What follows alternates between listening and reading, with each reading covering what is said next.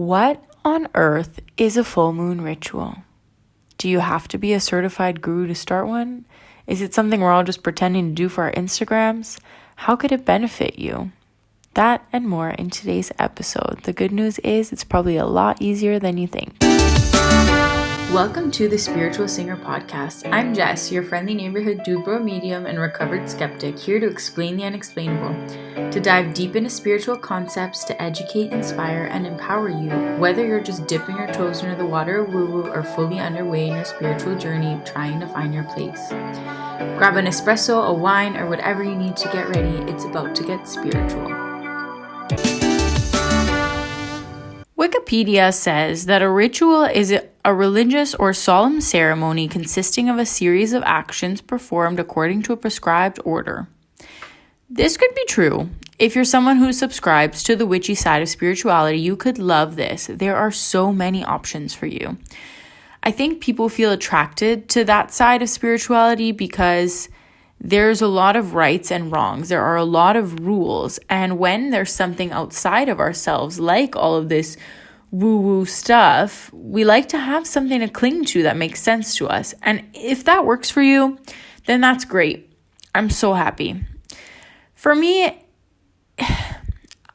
I can't make it make sense in my head that whatever great source, person, being, God, whatever you want to call them, is out there, I can't believe that they would love me or support me or guide me any more or less based on putting one feather or two in my eucalyptus moon tea.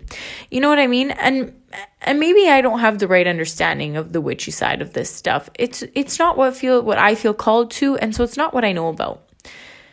I think of a ritual as more of actions that come from or that form a habit.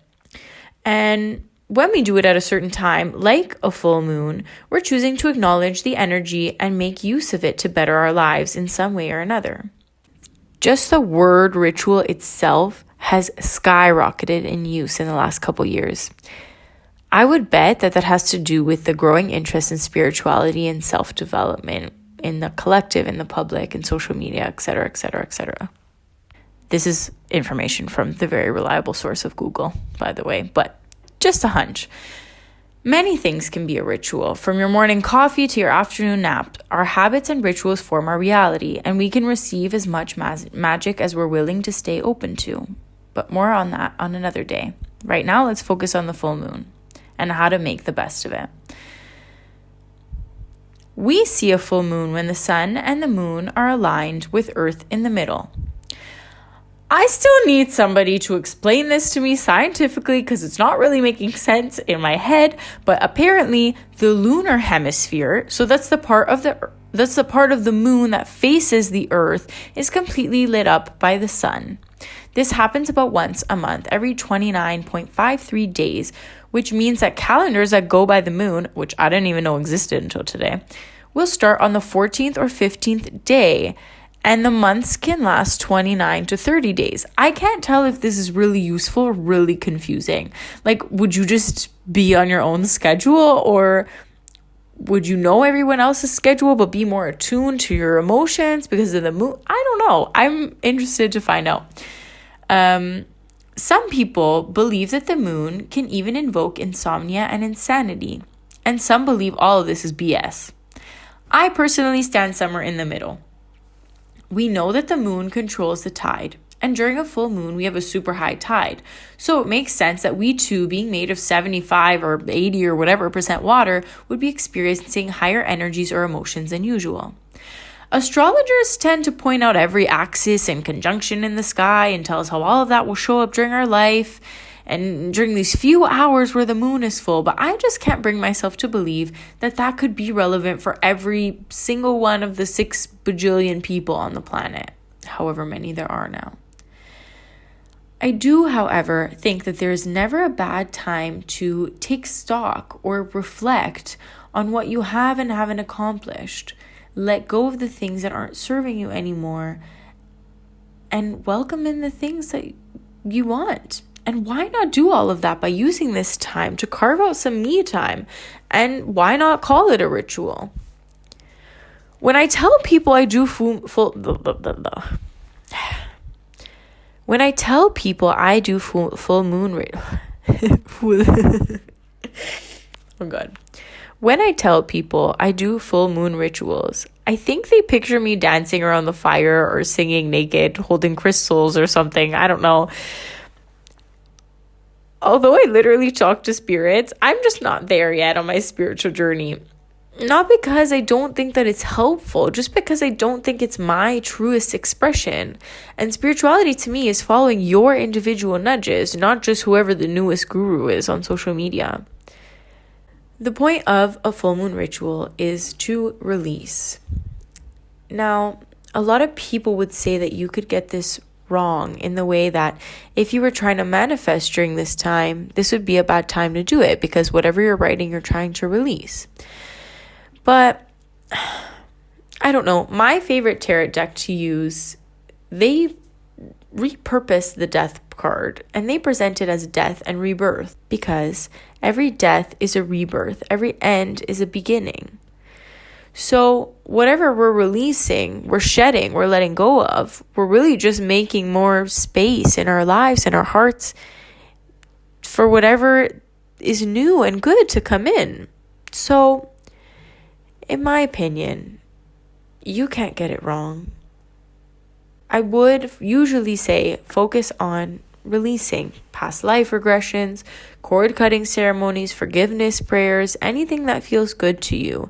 And if you don't know what feels good, then call your trusted spiritual person. My ears are always open. Your question is never stupid. Having said that, like I said, a ritual to me is really just time where you stop and you make space and time for yourself and whatever you need to acknowledge.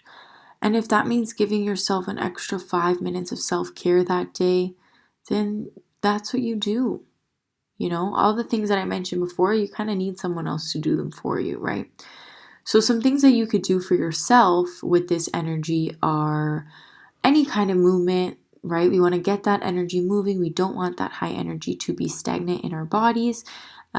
And we don't want that because trauma actually ends up storing itself in our bodies. Like a lot of our injuries or pains can be simply emotional traumas.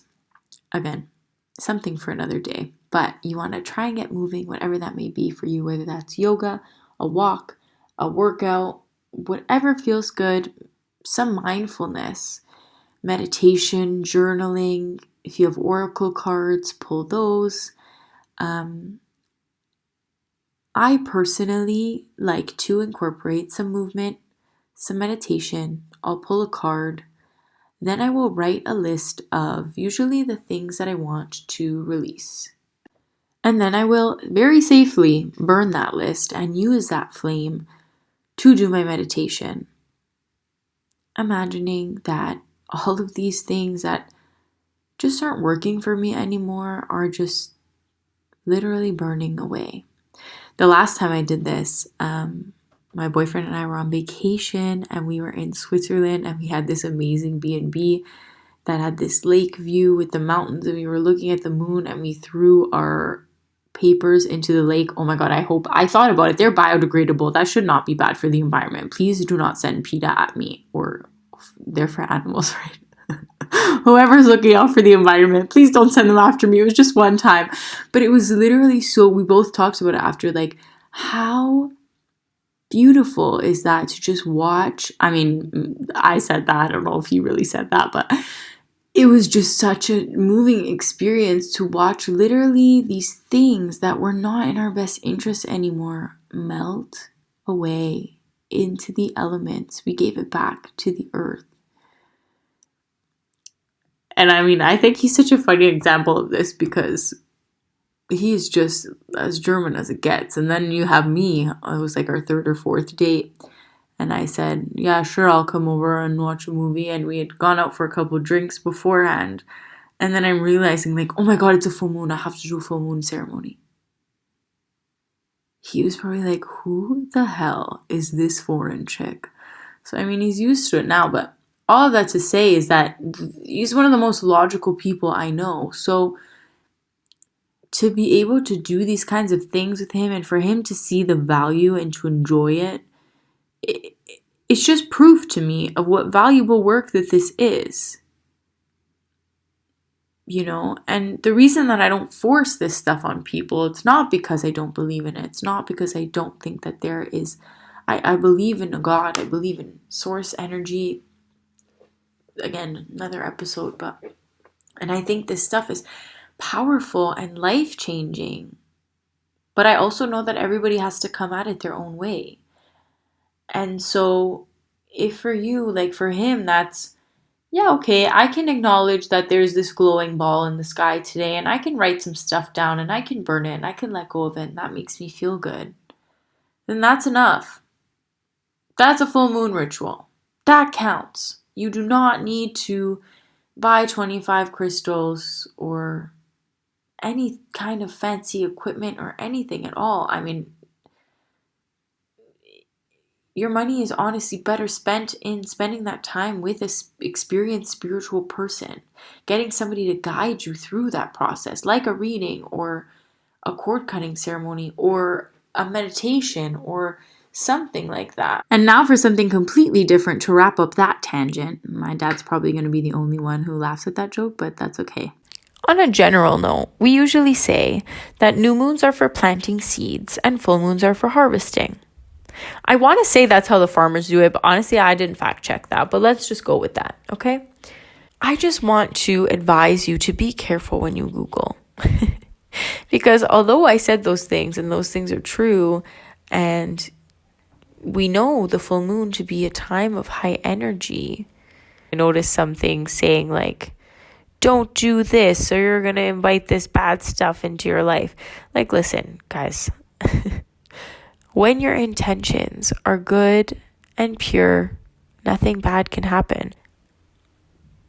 There's no wrong time to show yourself love and care and affection at all, ever. That being said, from an astrological standpoint, we are called to notice what sign the sun is in and what sign the moon is in, and called to bring those energies into balance. For example, we're coming up on the November 19th full moon, and we have the moon in Taurus and the sun in Scorpio, and we have a lunar eclipse. So lunar eclipses just like heighten everything. You'll notice the full moon energetic effect of quick endings or redirections just being super heightened. And they're going to be on this Taurus-Scorpio axis for a while. And Scorpio is all about the unseen. So it's a lot about going inward and doing shadow work. Whereas Taurus is all about enjoying life's pleasures. And how do we find a balance between those two? How do we enjoy what we see in the physical world around us right now without forgetting to do the inner work? And how do we not go so far into that inner work that we forget how to enjoy the things that are right in front of us? Right? Again, from an astrological standpoint, I think that's a great message in general. But if you're feeling called to work on something else this full moon, or if those themes bring out something totally random in you, then that's what you should follow. This is an individual thing. As much as we are attached to the collective energy, your spiritual journey is your own. You have your own soul contracts. And so although we can use the moon and the sun and the stars for guidance, we also are our biggest and best guidance system. Right? There is a quote that I saw. It says, "The sun sees your body and the moon sees your soul." And that really resonates deeply with me. I feel that often on a full moon, it's enough for me to just sit outside and talk to the moon. And I know I'm supposed to be like the realist medium and like the down-to-earth person. But when the moon is full and you get to see it full on, and you're just standing there, it feels like a direct connection to source. To me. Now, if you're looking up at the moon and thinking, then whatever. Cool. It's not your thing. That's okay. It doesn't make you any more or less spiritual. But I'm always just so in awe that this big rock in the sky can be seen by everyone and can have some effect on our emotions, whether or not we choose to look into or believe what other conjuncts and axes, whatever else is going on in the sky. We can admit that the moon itself has such just a strong energy. Right? I mean, all the planets have a gravitational pull, or else we literally wouldn't be standing here. But you guys know what I'm saying. Or at least I hope you know what I'm saying. I'm talking about this gravitational pull from our soul that we have to this moon. I mean, when we think about how many songs and poems and artworks were inspired by the moon, it really is a thing of wonder. And so whether or not you decide to do a full moon ritual or not, that's cool. Doesn't make you any better or any worse or any less spiritual of a person. Any day and every day is always a good time to take a minute for yourself. And to me, the moon is a beautiful reminder that we are always whole no matter what stage that we're in. I hope that this was helpful and insightful, and I can't wait to hear about what kind of new moon rituals that you guys are up to. If you want to incorporate a reading in your new moon ritual, you can book one with me through my website or my Instagram. I'll leave all the links down below, and don't hesitate to reach out if you have any questions. If you found today's episode helpful, go ahead and give me a kind rating or a kind word, or share it with your mom, your dog, anybody. I'm just trying to get the good word out there and bring people into the world of spirituality without fear. Thank you for listening. I love you so much.